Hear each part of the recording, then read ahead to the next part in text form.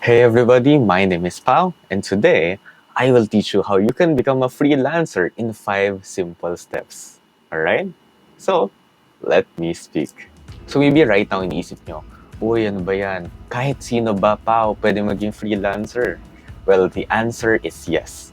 As long as meron kang ma-offer na skills sa mga clients abroad or locally, pwede kang maging freelancer. In short, kung capable kang magtrabaho dito sa Pilipinas, like yung local employment lang, pwede ka din maging freelancer, ha? Pero bakit ganun? Kung same lang din naman yung trabaho na gagawin for local and international clients, bakit mas malaki pa rin yung kinikita ng ibang freelancers compared sa ibang employed here locally? Well, here's the thing. Kapag yung mga international companies kasi or international businesses, ina-outsource nila sa Pilipinas or ibang countries yung manpower nila, yung labor nila, yung trabaho na yun, mas nakakamura sila. Tignan nyo na lang yung mga BPO or yung mga business process outsourcing. Diba? Anong ginagawa nila? Meron silang international client, for example, telco, or kahit anong company pa yan. Tapos, nag-hire sila ng mga Pinoy na magiging call center agents or customer support representative or even minsan mga technical support Dahil kumukuha sila ng mga Pinoy or ibang lahi, ibang nationality compared halimbawa sa mga taga-US din or taga mga first world country, mas nakakamura sila ng ibabayad compared sa kung mag-hire sila dun sa local country nila. Alright? So yun yung isa sa mga reasons kung naniniwala kang malaki yung kita ng mga BPO employees, well, ganun din when it comes to freelancing. Nag-vary lang. Yung difference lang nila, nag-vary lang yung work na ginagawa. So now let me tell you the 5 simple steps on how you can become a freelancer even if you're a complete beginner. Kahit na wala kang experience, pwede sa'yo to. Step number 1, you have to define your skill. Kung meron kang existing skill set, pwede mo na siyang gamitin, no? Kung halimbawa, nag-work ka ngayon as a bookkeeper, kung nag-work ka as an accountant, kung nag-work ka as a graphic designer, pwede mo na siyang gamitin at i-offer mo yun as a service to international clients. Pero Pao, paano naman kung estudyante ako? Pwede din ba sa akin yan? Well, the answer is yes. Pwede sa'yo. Pero yung skill naman or yung service naman na i-offer mo, depende sa kung anong course yung tinitake mo. Or kung halimbawa, hobby mo din naman yung ibang services na pwede mo na din yung i-grab. Pero let's say for example na, uy, parang wala yata talaga akong ma-offer na skill dito Okay lang ba if I learn a new skill? Yes, pwede rin. Pero kung beginner ka pa lang, I really suggest na mag-start ka with your existing skill set. Why? Para at least hindi mo na kailangang pag-aralan ulit, di ba? At makakapag-focus ka na lang sa paggawa ng work na yon doon with your clients. So before we move on to step number 2, I want you to list down 5 skills na pwede mong i-offer as a service. Alright? So try to get your pen and paper or kung nasa phone ka, ilagay mo na lang sa notepad. Step number 2, you have to find your own platform. Anong platform ba na to? Itong mga platform na to, ito yung mga job hunting sites, pwedeng mga job hunting sites, or dito din yung mga sites kung saan nagpo-post yung clients. Let's say for example, yung Upwork or onlinejobs.ph, those are the 2 sites na pinupuntahan ko palagi when I was just starting out around 10 years ago. And the process with those 2 sites that I just mentioned are quite similar when you are applying to a regular job. Why?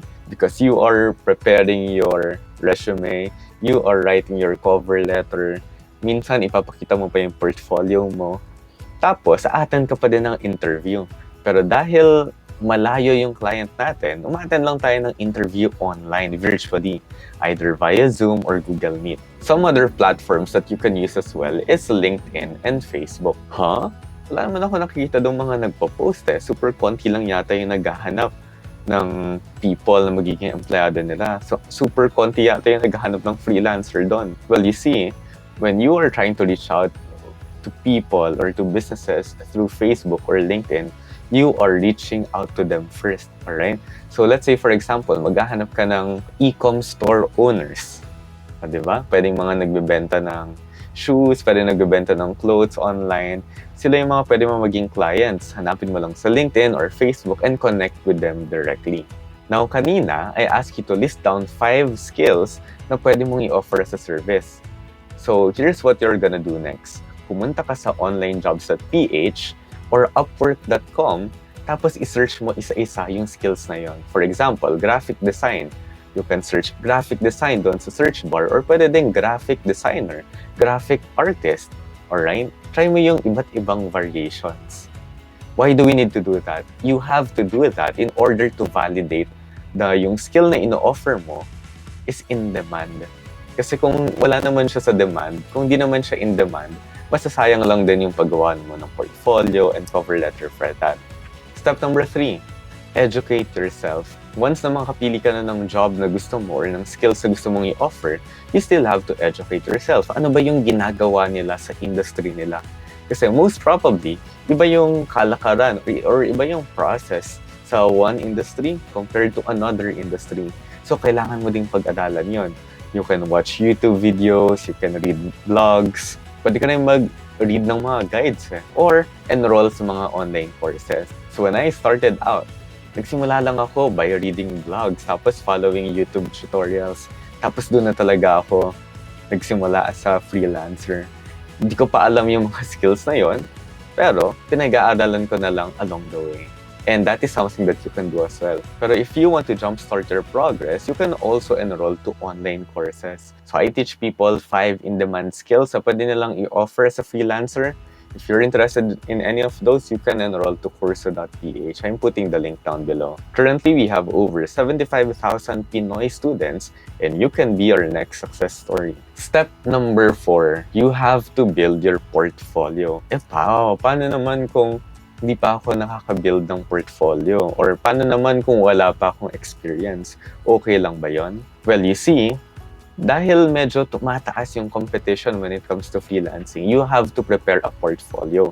Pero kung wala talaga, here's what you have to do next. Get imaginary clients. Ano ba tong imaginary clients? So, itong mga clients na to, mag-iisip ka lang ng mga random brands, big brands. Pwedeng Nike, pwedeng Adidas, pwedeng Puma, pwedeng Under Armour.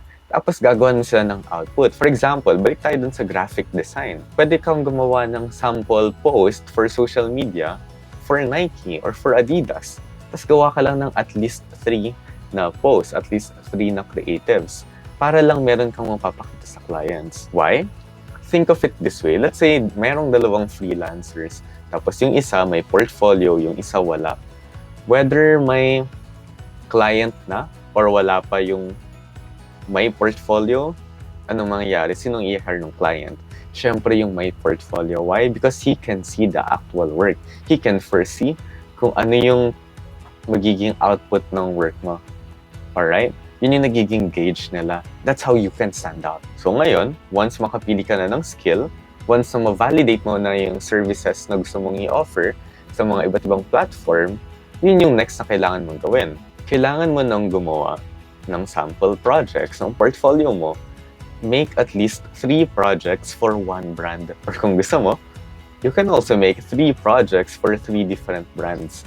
Pwede yon across different industries para more chances of getting hired. And lastly, with step 5, you have to create meaningful relationships. Bakit? Kasi yung client mo na to, he can also be your future client years down the road or even months down the road. Or kung di mo man sila maging client once down the road, you can always ask them for referrals. Kung maayos naman yung gawa mo, yung client na yun mismo, yung mag-refer sa'yo dun sa mga friends niya. So they will hire you as well. Diba? Word of mouth marketing. You see, you just have to follow these 5 simple steps to become a freelancer. Pero syempre, hindi lahat nagiging successful freelancer. Konti lang ang kumikita talaga. Why? Kasi konti lang ang nagtitake ng action. And I really hope na after you watch this video, you apply everything you learn para maging action taker ka. Kasi what sets successful people apart is they take action. And there's no better time to take action than now. So see you in my next video.